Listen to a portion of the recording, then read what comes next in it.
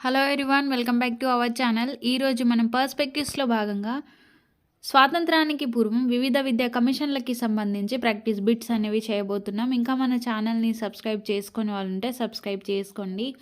మీకు యూజ్ అయ్యే ఇన్ఫర్మేషన్ని 3 to 4 hours వర్క్ చేసి అయితే అందించడం జరుగుతుంది. కాబట్టి వీడియోని లైక్ చేయండి, షేర్ చేయండి, సబ్స్క్రైబ్ చేయండి. అదేవిధంగా ఈ వీడియో ఎవరికైతే యూజ్ ఉంటుందో వారికి షేర్ చేయండి. ఇలాంటి మరిన్ని వీడియోస్ కోసం మన ఛానల్ని సబ్స్క్రైబ్ చేసుకోండి.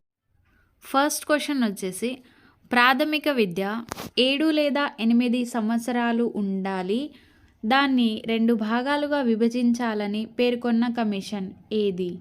ప్రాథమిక విద్య అనేది 7 లేదా 8 సంవత్సరాలుగా ఉండాలి మరియు దాన్ని 2 భాగాలుగా విభజించాలని పేర్కొన్న కమిషన్ ఏది? ఆప్షన్స్ వచ్చేసి సార్జెంట్ నివేదిక, Sadler commission, Hunter commission, Wood తాకీదు. Answer Hunter commission. Hunter commission ప్రాథమిక విద్యను 7 లేదా 8 సంవత్సరాలుగా ఉండాలి మరియు దాన్ని 2 భాగాలుగా విభజించాలని పేర్కొంది. వీరి కృషి ఫలితంగా 1918లో బొంబాయి మున్సిపాలిటీలో ప్రైమరీ ఎడ్యుకేషన్ యాక్ట్ని అమలు చేశారు. Vithalbhai Patel, Gopalakrishna Gokhale, Charles would, Gandhiji.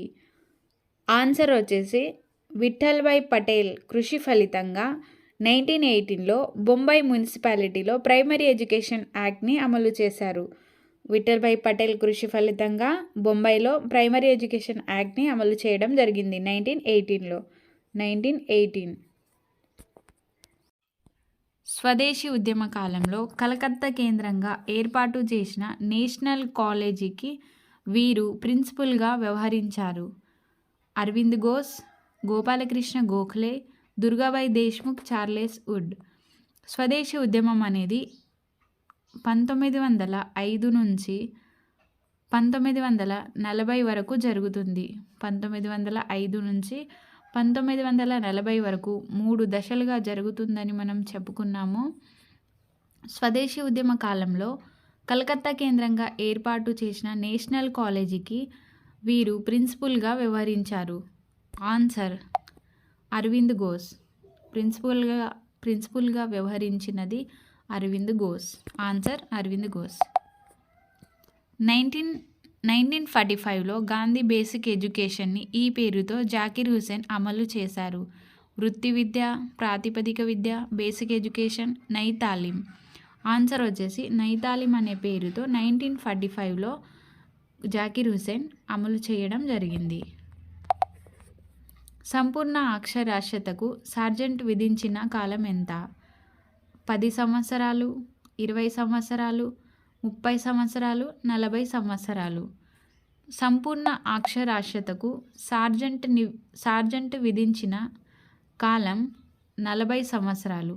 Answer 40 సంవత్సరాలు. ఆన్సర్ 40 సంవత్సరాలు.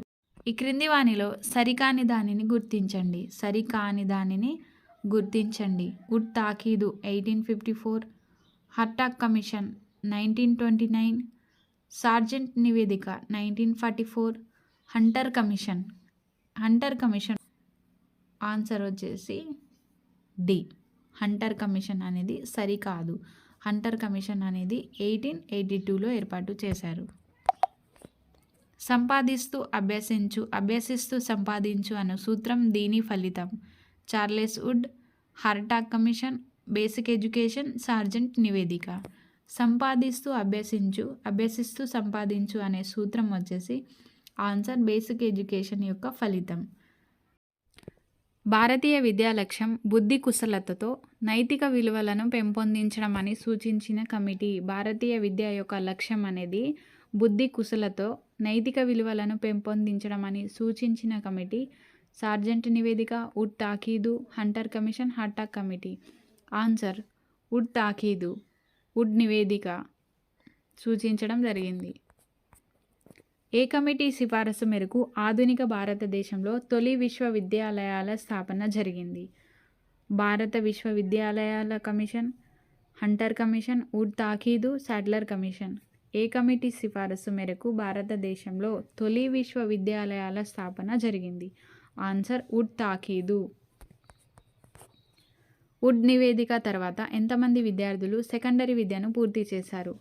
3,000, 21 లక్షల మంది, 30,000, 2,000. ఆన్సర్ 30,000 మంది విద్యార్థులు సెకండరీ విద్యను పూర్తి చేశారు. ఆధునిక భారతదేశంలో స్త్రీలకు విద్యా సౌకర్యం కల్పించిన తొలి విశ్వవిద్యాలయం ఏది? ఉస్మానియా విశ్వవిద్యాలయం, కలకత్తా విశ్వవిద్యాలయం, మద్రాసు విశ్వవిద్యాలయం, బొంబాయి విశ్వవిద్యాలయం.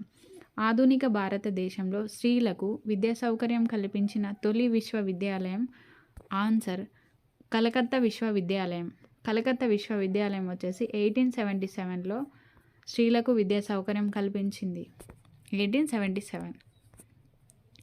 తొలి భారతీయ విద్యా కమిషన్గా పేరు పొందిన హంటర్ కమిషన్ని ఎప్పుడు నియమించారు?